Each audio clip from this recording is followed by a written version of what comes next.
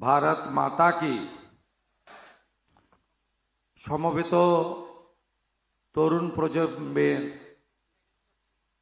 আমাদের আগামীর ভবিষ্যৎ প্রিয় ভাই বোনেরা, পশ্চিমবঙ্গ সরকারের পক্ষ থেকে আপনাদের প্রথমেই প্রাণভরা উষ্ণ ভালোবাসা, শুভেচ্ছা এবং স্বামী বিবেকানন্দের মহান মন্ত্র চরৈবতী চরৈবতী উচ্চারণের মধ্য দিয়ে আপনাদের যাত্রাপথ শুভ হোক এই প্রার্থনা করি। আপনাদেরকে যারা তৈরি করেছেন আচার্যগণ, বিভিন্ন পলিটেকনিকে এবং ট্রেনিং প্রতিষ্ঠানগুলির যারা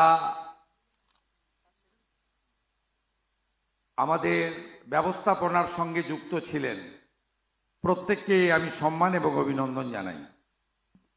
মঞ্চে এই রাজ্যের একজন তরুণ নেতা, উচ্চশিক্ষিত,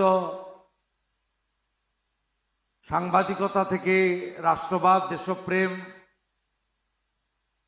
কলেজ জীবন থেকেই যিনি নেশন ফার্স্ট মন্ত্রে দীক্ষিত হয়ে আজকে বর্তমান মন্ত্রিসভার ক্যাবিনেট মন্ত্রকের দায়িত্ব পেয়েছেন সংশ্লিষ্ট 3টি দপ্তরের, জগন্নাথ চট্টোপাধ্যায়, তাকে আমি শুভেচ্ছা অভিনন্দন জানাই। অত্যন্ত কৃতি চিকিৎসক, আদর্শবান মানুষ, রাষ্ট্রমন্ত্রী ডাক্তার হরেকৃষ্ণ বেরা, ওনাকেও আমি যথাযথ সম্মান এবং শুভেচ্ছা জ্ঞাপন করি। এই রাজ্যে আমরা যা সিদ্ধান্ত নিচ্ছি, আমরা নির্বাচনের সংকল্পপত্রে যা যা বলেছি, মাননীয় প্রধানমন্ত্রী যে সমস্ত বিষয়ে গ্যারেন্টার রয়েছেন,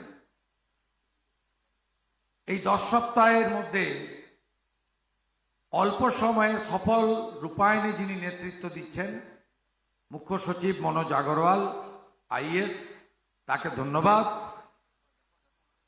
এসিএস পদমর্যাদার আধিকারিক, এই দপ্তর দীর্ঘদিন ধরে পরিচালনা করেছেন অনুপ আগরওয়াল, ও আরেক সিনিয়র আইএস তথা প্রধান সচিব টেকনিক্যাল এডুকেশন রাজীব কুমারজি, সঞ্চালিকা সহ অন্যান্যরা, প্রেস মিডিয়ার বন্ধুরা। সরকারি প্রোগ্রামে মিনিট টু মিনিট হয় এবং শেষে মুখ্যমন্ত্রীর বক্তব্য থাকে। আজকে বিধানসভা আমার কাছে মন্দির, আমি বিধানসভার কাছে দায়বদ্ধ। পুলিশ বাজেট শেষ হয়েছে, বক্তব্য এখানে এসে পৌঁছাতে দেরি হয়েছে, আপনারা 3টে থেকে অপেক্ষা করছেন, ক্ষমা প্রার্থী। আবার একটু শুভেচ্ছা দিয়ে চলে যেতে হবে। পাওয়ার ডিপার্টমেন্টের বক্তৃতা চলছে, আমাকে উত্তর দিতে হবে। আমি এতগুলো তরুণ ভবিষ্যৎকে দেখতে পাচ্ছি, যারা আগামী দিনের বিকশিত ভারতের নেতা। তাই আপনাদের সঙ্গে সাক্ষাৎ করার এই পরম সুযোগ আমি ছাড়তে পারলাম না, তাই আপনাদের কাছে এসেছি। আমরা কর্মসংস্থানের নতুন দিগন্ত পশ্চিমবঙ্গে উন্মোচিত করব। ভরসা রাখেন, বহুমুখী কর্মসংস্থান, সেটাই আমাদের লক্ষ্য। আগের সরকার খুব বদনাম করে দিয়ে চলে গেছে। আমরা এসেই school service commission, college service commission, আরো যা যা আছে, সব জায়গা থেকে রাজনৈতিক প্রভাব মুক্ত করব। ইতিমধ্যে এসএসসি চেয়ারম্যান, আমরা সিএস লেভেলের মর্যাদার আধিকারিককে চেয়ারম্যান করেছি। আমরা ইউপিএসসি কে ফলো করব। আমরা প্রধানমন্ত্রী নরেন্দ্র মোদীজির রোজগার মেলা এবং এমপ্লয়মেন্ট সিস্টেমকে ফলো করব। শুধু সরকারি কর্মসংস্থান নয়, পেশাদারিত্ব, high skill, semi skill, government polytechnic, private vocational institution, এই রাজ্যে আরো কারিগরি বিদ্যালয়, কারণ পুঁথিগত বিদ্যার মধ্য দিয়ে সব জায়গায় চাহিদা পূরণ হয় না। দক্ষ কারিগরি প্রতিষ্ঠানের মধ্য দিয়ে আমরা যদি উপযুক্ত তরুণ প্রজন্মকে প্রশিক্ষিত, শিক্ষিত, পেশাদারিত্ব আনতে পারি, তাহলে পশ্চিমবঙ্গে আরো আরো উন্নতির চরম শিখরে আমরা যাব। এই পশ্চিমবঙ্গের অবস্থা কর্মসংস্থানের ক্ষেত্রে ভয়াবহ। কোনো বড় শিল্প আসেনি, শিল্প না আসার ফলে অনুসারী শিল্প হয়নি। নতুন এয়ারপোর্ট, নতুন সিপোর্ট, রেলের সম্প্রসারণ হয়নি। এমএসএমই সেক্টর উপেক্ষিত থেকেছে। ফুড প্রসেসিং এখানে বিরাট সুযোগ রয়েছে। আম থেকে, লিচু থেকে, আনারস থেকে কি নেই, এদিকে কাজু, পান, এত সুন্দর ফুলের বাগিচা, সব উপেক্ষিত থেকেছে। আমরা করব। আমরা শুধু কর্মসংস্থান নয়,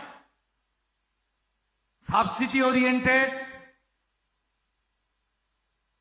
যাতে আপনারা সফট লোন, গ্যারেন্টার পশ্চিমবঙ্গ সরকার, গ্যারেন্টার প্রধানমন্ত্রী, গ্যারেন্টার মুখ্যমন্ত্রী, সিকিউরিটি ছাড়া লোন নিয়ে নিজেও আগামী দিনের সফল ব্যবসায়ী, ছোট ইন্ডাস্ট্রির মালিক হতে পারেন। আপনি যা শিখলেন সেই মেধাকে কাজে লাগাতে পারেন, তার জন্য আমরা পশ্চিমবঙ্গ সরকার আপনাদের পাশে থাকব। আসুন সবাই মিলে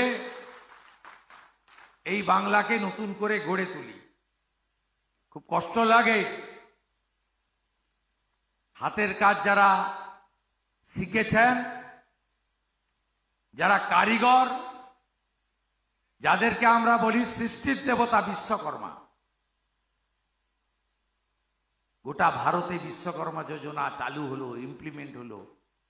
লক্ষ লক্ষ আর্টিজানরা, কারিগররা নিজের পায়ে দাঁড়িয়ে গেল। পশ্চিমবঙ্গ অংশগ্রহণ করলো না। 8,65,000 দরখাস্ত পড়েছিল পোর্টালে, এসেই সব পাঠিয়ে দিয়েছি, যাতে বিশ্বকর্মা যোজনাও এখানে চালু হয়। সবাই ভালো থাকবেন। এবারের বাজেটে আমরা ঘোষণা করেছি 1 লক্ষ আরো high skill, semi skill training দেব। পলিটেকনিক কেন্দ্রগুলোতে দক্ষতা বাড়াবো। আর প্রাইভেট পলিটেকনিক ভোকেশনালগুলো, একটা অংশ, সবাই নয়, সবাই খারাপ আমি বলতে পারি না, তারা এটাকে বাণিজ্যিকরণ করে দিয়েছে। ভর্তি হও, সেমিস্টারের টাকা নাও, সার্টিফিকেট নিয়ে বাড়ি যাও। মাঝপথে কিচ্ছু হয়নি। আমরা এই ক্ষেত্রে কিন্তু কোনো কম্প্রোমাইজ করব না। প্রত্যেকটা প্রাইভেট, আমাদের সরকারি পরিকাঠামো তো বাড়াবো, জায়গা থাকলে নতুন ইউনিট খুলব। ফ্যাকাল্টি, টিচার, প্রফেসর যা লাগে দেব, টেকনিক্যাল সাপোর্ট দেব। আপনাদের যা ইনস্ট্রুমেন্ট লাগে সেগুলো তো দেবই। আর প্রাইভেট গুলোকেও একাগ্রতা, দায়বদ্ধতা, স্বচ্ছতার সঙ্গেও যাতে তারা প্রতিষ্ঠান চালায়। বাংলায় সব আছে, এত সুন্দর, এত উচ্চমানের হিউম্যান রিসোর্স কোথাও নেই। কাজে আমাদের লাগাতেই হবে। প্রধানমন্ত্রী বারে বারে বলেন, বিকশিত ভারত অসম্পূর্ণ থেকে যাবে যদি বিকশিত বাংলা না হয়। বিকশিত বাংলা, নবনির্মাণের বাংলা, নতুন বাংলা। এই বাংলায় আপনাদের সকলের অংশগ্রহণ, যোগদানের প্রার্থনা জানিয়ে মাননীয় মন্ত্রী এবং মুখ্য সচিবের কাছে অনুমতি নিয়ে প্রস্থান করছি। খুব ভালো থাকবেন। বন্দে মাতরম। জয় হিন্দ। আমরা আন্তরিক ধন্যবাদ জানাচ্ছি এত ব্যস্ততার মধ্যেও মাননীয় মুখ্যমন্ত্রী আমাদের মধ্যে এসেছেন এবং সেই সঙ্গে আমাদের মধ্যে এসেছেন।